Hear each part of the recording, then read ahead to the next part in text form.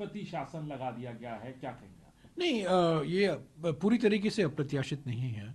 20 महीनों से हम ये मांग कर रहे हैं कि राष्ट्रपति शासन के अलावा और कोई रास्ता नहीं है। फरवरी 2022 को भारी बहुमत से बीजेपी और उनके सहयोगी पार्टी एनडीए को भारी बहुमत मिला मणिपुर में, पर 15 महीने के अंदर मणिपुर जलने लगा। 300 से भी अधिक लोग मारे गए, 60,000 लोग विस्थापित हुए, करोड़ों रुपए को प्रॉपर्टी जलाया गया। तो एक तरह से एक भय और वातावरण का, भय और शक का वातावरण पैदा किया गया अलग अलग समुदायों में। तो सामाजिक सद्भावना हुआ करती थी वो बिल्कुल बिगड़ गया। 20 महीने हो गए, 21 महीने हो गए हैं, प्रधानमंत्री वहाँ गए नहीं हैं, गृह मंत्री बिल्कुल विफल हुए हैं। हमने अविश्वास प्रस्ताव लाया और एक दिन पहले, कुछ घंटे पहले ही मुख्यमंत्री ने अपना इस्तीफा दे दिया। मैं समझता हूँ सुप्रीम कोर्ट ने जो कहा था अगस्त 2023 को कि मणिपुर में संवैधानिक प्रणाली पूरी तरह से ध्वस्त हो चुकी है, ये सुप्रीम कोर्ट का शब्द है, सुप्रीम कोर्ट ने यह कहा था अगस्त 2023 को। तो मैं समझता हूँ कि राष्ट्रपति शासन लागू करना एक और कदम है, अच्छा कदम है, पर वास्तविक था, इसके अलावा और कोई विकल्प नहीं था। अभी क्या होगा हम कह नहीं सकते, पर एक बात बिल्कुल साफ है कि ये बीजेपी की राजनीति के कारण, विभाजनकारी राजनीति के कारण, ये डिवाइड एंड रूल के कारण ये सब मुसीबतें लोगों को सहना पड़ रहा है। और आज भी हम मांग करते हैं, राष्ट्रपति शासन तो लागू हो गया है। अभी मुझे जानकारी मिली है आज पार्लियामेंट में कि प्रधानमंत्री 23 या 24 को गुवाहाटी पहुंचने वाले हैं। वहाँ कष्ट करें वो प्रधानमंत्री, थोड़ा आधे घंटे का एयरक्राफ्ट लेकर इम्फाल जा सकते हैं, 1-2 दिन वहाँ रुकें, हीलिंग टच वहाँ की शुरुआत होनी चाहिए, सामाजिक सद्भावना लौटानी चाहिए मणिपुर में। राजनीति अपने स्तर पर है, पर अभी जो सबसे महत्वपूर्ण मांग जो है लोगों की है, एक सद्भावना, शांति, स्टेट एडमिनिस्ट्रेशन कुछ संवेदनशील तरीके से प्रभावशाली हो, जो लोगों की मांगे हैं उसको सुने, उसको पूरा करें। तो उम्मीदें तो बहुत हैं, पर सबसे बड़ी उम्मीद है कि प्रधानमंत्री जाएं। 21 महीने से वॉशिंगटन गए, पेरिस गए, मॉस्को गए, यूक्रेन, सब जगह जाते हैं। यूक्रेन में तो भी वॉर रुकवा दी पापा ने, पर मणिपुर में तो कुछ नहीं कर पाए। बुनियादी सवाल, क्योंकि आप एक सीनियर पार्लियामेंटेरियन हैं, फॉर्मर मिनिस्टर हैं, अभी सत्र चल रहा है, अभी आज सत्र का पहला चरण का आखिरी दिन था। आप विपक्ष मांग कर रहा था मणिपुर की के मुद्दे पर बात करने की, एक ऑल पार्टी मीटिंग की, और नहीं कोई आज देखिए होता है तो बिल्कुल सत्र खत्म होते 20 महीने से कोई सर्वदलीय बैठक नहीं हुई है। प्रधानमंत्री ने अपने मुख्यमंत्री से बात नहीं की है, अपने सांसदों से बात नहीं की है। उनके जो मंत्रिमंडल है, उनके राज्य मंत्री थे, विदेश मंत्रालय में राज्य मंत्री मणिपुर के सांसद थे 2023 में, उनसे उन्होंने मुलाकात नहीं की।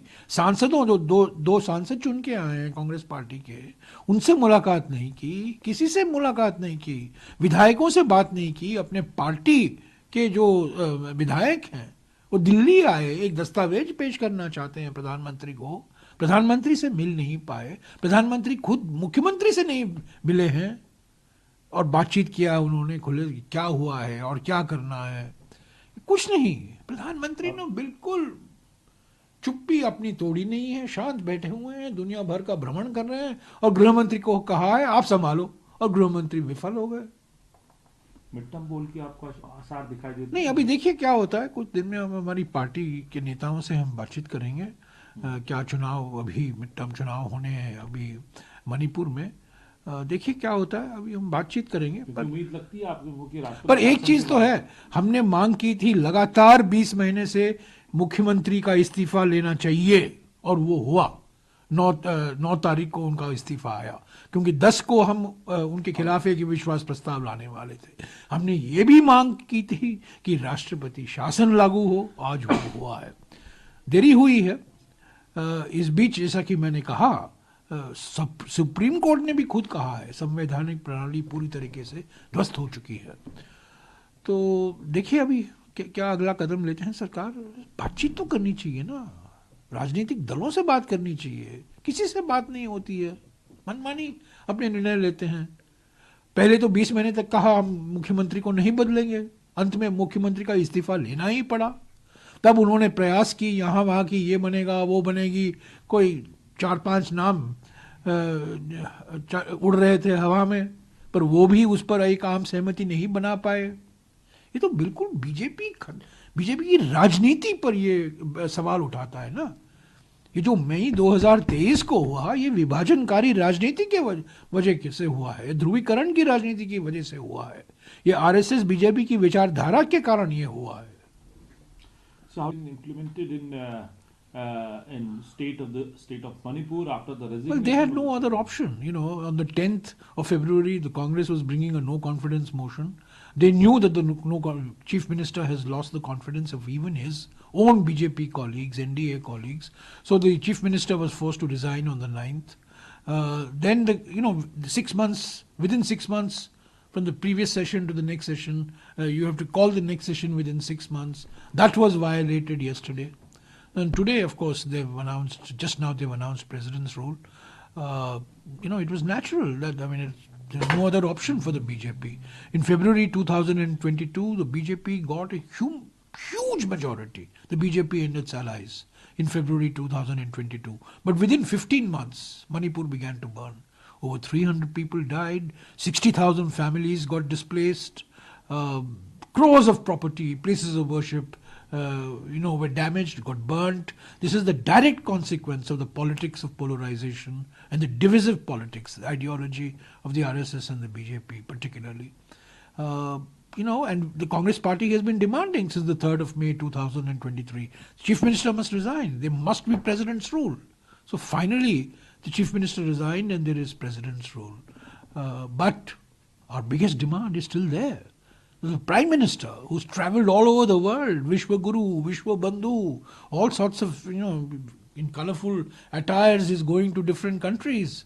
He goes to different states, but he has not had the time or the inclination to go to Manipur. I am told on the 23rd or 24th of this month he's in Guwahati.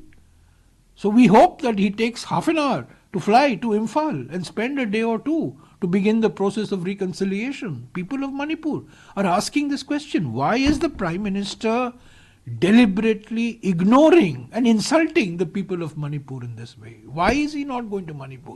He's not met the CM of Manipur, he has not met the MLAs of Manipur, he has not met political parties in, national political parties, he's not met regional political parties. He sacked the earlier governor, a tribal lady, from Madhya Pradesh. What is the Prime Minister up to? So what's the reason for this reason of implementing? Because they could not agree on a successor to Biren Singh. They tried, some permutation, some combination, but clearly they could not find a successor to Biren Singh. Biren Singh's continuation was untenable because the no confidence motion would have been passed. They couldn't find a successor to Biren Singh, so they had to impose President's rule. Let's see, we'll talk to our party colleagues, we'll have internal meetings, whether we should demand midterm polls in Manipur or not, that remains to be seen. We'll have to discuss this. But immediately our demand is Prime Minister must visit Manipur. He must visit Manipur. My final question is to you, sir. Do you think that the next step will be the midterm polls? Can we? No, I think before that the Prime Minister must go to Manipur. That's simply not on. The Prime Minister for 21 months has not found the time nor the inclination to go to Manipur, and he's going all over the world. Vishwa Bandhu, Vishwa Guru, all, wearing different colourful attires, going to different countries, frequent flyer. But he can't find the time to go to Manipur. People of Manipur are asking, what have we done to deserve this treatment from the Prime Minister of India?